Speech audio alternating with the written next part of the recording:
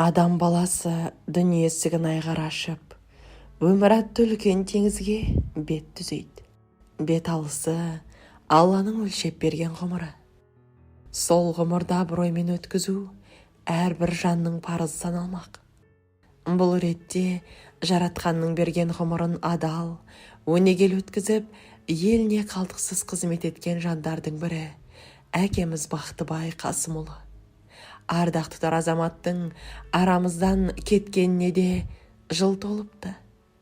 Қайран уақыт-ай десеңші, асқар таудай арқа сүйер әкеміз болғанда тірегіміз тұрғандай сезінуші едік.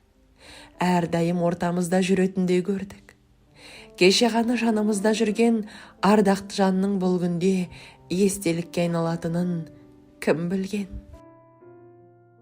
Адамдық қасиеттерімен, ақыл ойымен, күш қуаты парасатымен елінің, халқының, ағайын туыстың, ұжымдастарының, ұрпағының сыйластығына, махаббатына, сүйіспеншілігіне бөленген Есенбаев Бақтыбай Қасымұлы 1968 жылдың 1 желтоқсанында әкесі Қасым мен Қанзиба анамыздың шаңырағында дүниеге келген. Қасым Есенбайұлы еліне елеулі, мейірімділігі мен адалдығы ел аузында жүрген, адамгершілігі жоғары азамат болған. Қанзиба әжеміз де бала жағасының тілегін тілеп, бір Алласына сыйынып өткен парасатты жан еді. Өзімен бірге туған апалары Орынша, Қоңырша, ағасы Қайырбай және де Толыбай, Құттыбай, Кенжебай атты інілері, Райхан есімді қарындастарының бұл күнде жапырақтары жайылған, бір әулеттің берекесіне айналған жандар. Қазақта қай сәулет атаулы болмасын, түтінінің түзу шыққанын қалай демес пе? Ақ босағаның алтын қазығына айналған әрбір атана да бауырына басқан балаларының тектіліктен теріс кетпегенне қу жандары қуырдақ болып, шырпырлары шығып жатады ғой. Мұның бәрі де қанға сіңген қасиетті қалпында ұстау тірлігінің тынысындай сезілетіні анық. Аллаға шүкір, Есенбай әулетінен өсіп өнген 8 баланың қай-қайсы да атана абыройына дақ түсірмеді. Керісінше, балалық шақтарынан бастап бейнетпен белдесіп өсті. Бір сөзбен айтқанда, білімнен де, еңбектен де шымырдай шыңдалып шықты. Міне, осындай өнегелі ұядан шыққан әкеміз Есенбаев Бақтыбай табиғатынан ашық, қайырымды, бауырларына қамқор жан еді. Атырау қаласындағы Әуезов атындағы номері 7 орта мектепті аяқтаған соң, кеңес әскері қатарында болып, отан алдындағы борышын абыроймен атқарды. Мұнда қағілез жас жауынгерлік дағдыны жылдам игеріп, ортаға тез бейімделді. Аға буын офицерлердің тәлім тәрбиесін қалт бермей, спортты жанына серік етті. Табиғатынан жинақылықты, тазалықты сүйетін, талапшыл, тәртіпті қалайтын әкемізді әскери қызмет, әсіресе құқық қорғау саласы айрықша қызықтыратын. 3 жыл ішінде әскери өмір мектебінің қыр-сырын меңгеріп, темірдей тәртіппен шыңдалған сарбаз елге оралған соң бойдағы қабілет қарымдарын зерделей келе өмірін осы саламен ұштастыруға белді бекем буады. Яғни 1983 жылы сол кездегі Алматы арнайы орта милиция мектебіне құжаттарын тапсырып, оқуға үздік бағамен қабылданды. 2 жылдық алған білімінің нәтижесінде заңгер мамандығын иеленді. Әрдайым ізденіс, талпыныс үстінде жүретін жас, құқық қорғау саласындағы біліктілігін әрі қарай Қарағанды қаласындағы жоғарғы милиция мектебінде шыңдайды. Ол алдымен еңбек жолын Гурьев ішкі істер бөлімінен бастады. Осы мекемеде 7 жылдай қызмет етіп, зор тәжірибе жинады. Кейін транспорттық прокуратураға келіп, көмекші, аға көмекші, прокурордың орынбасары сынды лауазымға дейін көтеріліп, өзінің кәсіби деңгейі жоғары маман екендігін дәлелдей білді. 1997 жылы Атырау облыстық прокуратурасына ауысты. Әлеуметтік экономикалық саладағы заңдарды қадағалау жөніндегі прокурор болып, ерен еңбекшілділігімен көзге түскен ол орган жұмысын сапалық деңгейге көтеріп, заң бәріне ортақ деген ұғымның аясында әділ әрі адал еңбек етіп, көпшіліктің ықыласына бөленді. Осылайша жұртшылықтың құқық қорғау органдарына деген сенімін арттырды. 2001 жылы Мақат ауданының прокуроры болып тағайындалды. Үлкен жауапкершілікті талап ететін бұл қызметте де білікті майталман мүлт күтпеді. Керісінше, қоғам өмірін өртше жалмап, көктей солдыратын қылмыс атаулымен талмай күресіп, оны өршітпей, өшірумен келді. Негізгі принципі ата заңның бұрмалануына жол бермеу еді. Сол мақсаты жолында ол отқа да күйді, суға да батты.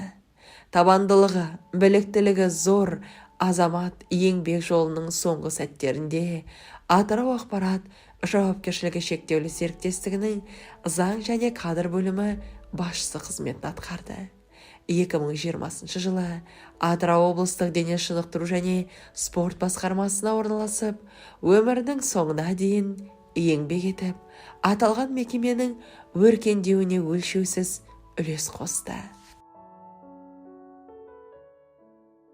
Адал да мінсіз қызмет үшін өз кезегінде көптеген марапаттарға, мақтау қағаздарына ие болды. Қай қызметте болмасын, өзіне жүктелген міндетті нәтижелі орындайтын әкеміз бір тыным таппайтын, шаршауды білмейтін жан еді. Өмірін тек жақсылықтармен, игі істермен өрнектеген азамат қызмет белестерін бағындырып қана қойған жоқ. Отбасы және бала тәрбиесіне де ерекше ден қоя білді. Ол 1989 жылы анамыз Гүлжан Серқалиқызымен бас қосып, отау құрды. Ильяс, Ержан есімді ұлдарын тәрбиелеп, ұлағатқа жеткізді. Есенбаев Бақтыбай Қасымович 1962 жылы туған Атыраудың азамат жігіті. Бұл жігітпен мен 1987 жылы танысқанмын. Біздер ол кезде Гурьев қаласы, Гурьев қалалық ішкі істер бөлімінде қылмысты іздестіру бөлімшесінде оперативтік уәкіл болып жұмыс жасап жүрген кездерде 87 жылы келді. Қасында Ерғазиев Талап деген жігіт, екеуі Гурьев қаласында Химпоселок деген жер бар. Сол жердің азаматтары, екеуі жас маман болып біздің ұжымға келді 87 жылы. Содан бері бұл азаматтармен бірге Қоян-қолтық 20 жылдың үстінде жұмыс жасап келдік ішкі істер саласында. Мен не айта аламын енді? Бақтыбай Қасымович екеуміз талай оперативный группа деген бір кезекшілік топтарға бірге түсіп, бірге қылмыс ашып жүрдік. Соның ішінде мен өткендерде 1-2 жыл бұрын Атырау ішкі істер департаментінің Қазақстан полициясына 30 жыл арналған бір кітап шығып, энциклопедия шығып, сол кітапта мен көрсетіп жібердім. Сосын енді Бақтыбай Қасымовичпен талай қылмыстар бірге аштық. Оны айтса, өзі марқұм тие берсін, Бақтыбай Қасымович айтатын еді: «Бәке, Бақыт Қаржанович, екеуміздің қылмыс ашқанымыз жөнінде кітап жазуға болады» деп. Бұл кісімен өте жақсы Қоян-қолтық қарым-қатынас жұмыс жасадық. Бұл кісінің отбасын, ата-анасын, Қасым аға, мен үйлерінде болдым, талай дәм тәттік. Оның бер жағында өмір болғасын не болады, бір перспектива болады, карьера болады. Сол 88-89 жылдарда Исатай ауданы мен Махамбет ауданы қосылып, сол үлкен бір аудан құрылып, соның уголовный қылмыс ашу іздестіру бөлімшесінің бастығы болып Махамбет ауданына Бақтыбай Қасымович начальник уголовного розыска тағайындалып кетті. Біздер болса қалада қалдық. Содан Махамбетті жұмыс жасап жүріп, біздің Бәкең өзінің жарын кездестіріп, Гүлжан жарын кездестіріп, сол Гүлжанмен қосылып, дүниеге 2 ұл алып келіп, осылай осы күнге дейін тату тәтті өмір сүріп жүреді. Әттең енді не істейсің, Алланың ісіне шара жоқ деп айтады атам қазақ. Досымыздан айырылып қалдық. Енді жатқан жер жайлы болсын, Бақтыбай досымыздың топырағы торқа болсын деп айтамыз. Иман байлығын берсін. Өмір өзен деп бекер айтпаса керек. Күні кешенде ортамызда жүрген Бәкең келместің кемесіне мініп кеткеніне міне бүгін жыл толып жатыр екен. Жылдық қадесі қабыл болсын. Алдынан жарылқасын. Бәкеңнің жатқан жері жарық, топырағы торқа болғай. Әрине біз бүгінгі күні досымыз Бәкеңді сағынышпен еске аламыз. Бәкеңнің жүрген жері той думан. Ол достың қуанышына қуана білген, қайғысына ортақтаса білген азамат еді. Біздер өздеріміз осы құрдастар арасында чат ашқанбыз. Сол чатымыздың гүлі десек те болатын еді. Сол чатты әрқашанда бізді күлдіріп, ойнап, әр азамат пен әр азаматшаға өзінше очерк жазып, жыр-жыраулар, тақпақтар жазып, баршамызды көңілімізді кеңейтіп, қуанышқа кенеп отырушы еді. Бүгінгі күні сол Бәкеңнің жоқтығы, сол біздің құрдастар чатымызда да қоңыр күз келгендей болып, сылбырттау болып, амандық саулықпен қоштасып жатқан күндеріміз. Әрине, Бәкеңнің орны бөлек. Біз Бәкеңді тағы да айтам, сағынышпен еске аламыз. Бәкең тек қана достар емес, сол достардың құдалығында да, қуанышында да жүре білген азамат. Күні кеше 2019 жылы Орынша деген құрбымыздың үлкен ұлы үйленгенде құрдастар арасынан кіші құда болып, аманатымызды орындап, сол жаққа барып, келін алып келіп, келін сүрген азамат еді. Келін сүріп, тіпті біз сол Орынша жолдасы Мақсот бәріміз келін шай береміз дегенде де бізбен бірге ортақтасып, қалай болады, қалай істеп жатсыңдар қыздар, қандай жағдай бар, менен қандай көмек керек деген жерлерде болып еді. Біз Бәкеңді әрине сағынышпен еске аламыз. Себебі Бәкең өте орынды сөйлеп, әр жерде де орнымен сөйлеп, орнымен жүретін азамат еді. Талай кездерде тойларда Бәкеңді біз алдымызға алып, тост сөйлеткізіп, садақаларда жұбату айтуға біздің алдымызда жүретін Бәкең еді. Сол кездерде ойынды шынды Бәкеңе біз абай-сабайыңды қойшайш, короче айтшайш деп те оны мазалаушы едік. Осы күні сол күндерді сағынышпен еске аламыз. Бәке, жатқан жерің жарық, топырағың торқа болсын. Алла тек алдыңнан жарылқасын. Осы Бәкеңнің көрмей кеткен қызығын артынан ерген ұрпақтары көріп, Гүлжан сол ұрпақтарының рахатын көрсін дегім келеді.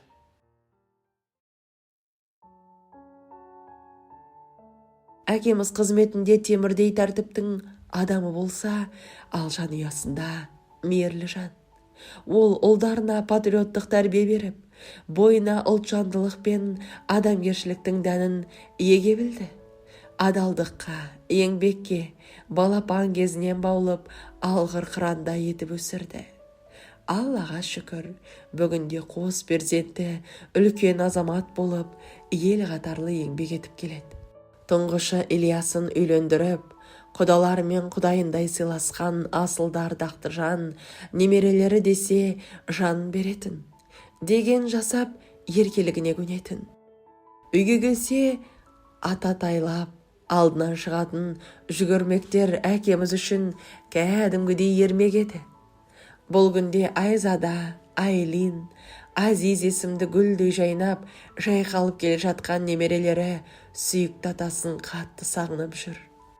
Әкеміз туралы өткен шақта сөйлеу біз үшін де оңай емес. Әлі күнге дейін сағыныш жасы жанарымызға тығылып тұрады. Әкеміз Бақтыбай ашық мінезді, көпшіл жан еді. құрғақ уәде мен бос сөзді жақтырмайтын, үнемі айналасындағыларға қол ұшын созып, көмектесуге де әзір тұратын. Осындай жанашыр әрі турашылдығымен ағайын туыстардың көпшіліктің ортасында сыйлы бола білді.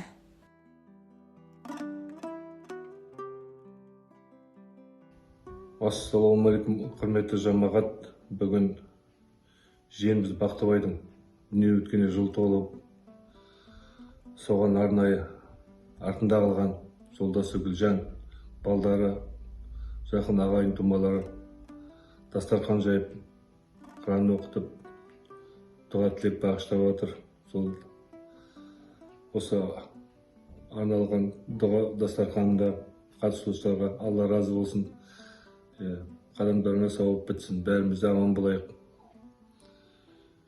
Жиеніміз Бақтыбай екеуміз құрдас қатар өстік. Мектепті бірге бітірдік. Мектепті бітіргеннен кейін жоғарғы оқу орнына түсіп, заң қызметкер болып қайтты, жоғарғы білімді. Еңбегі бағаланды, Махамбетте жұмыс жасады.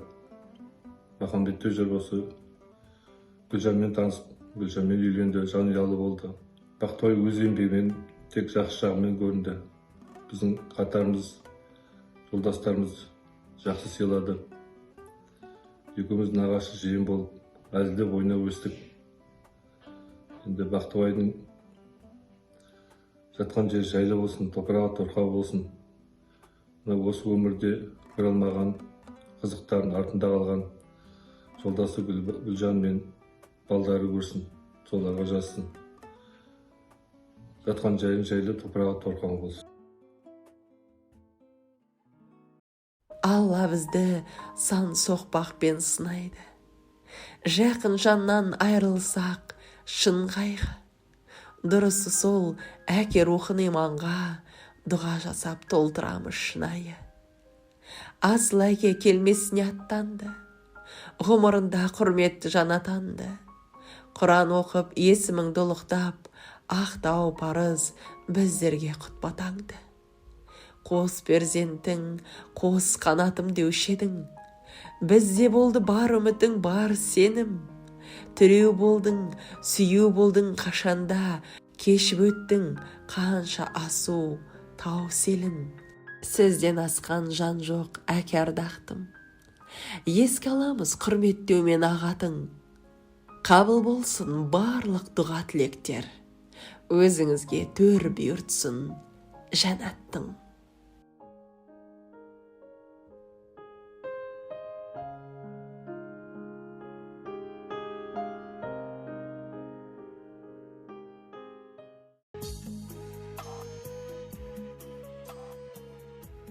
Әрдайым ақылымен, парасаттылығымен отбасына демеу, сүйеніш бола білген сізге деген ұрпақтарыңның сағынышы ешқашан басылмайды.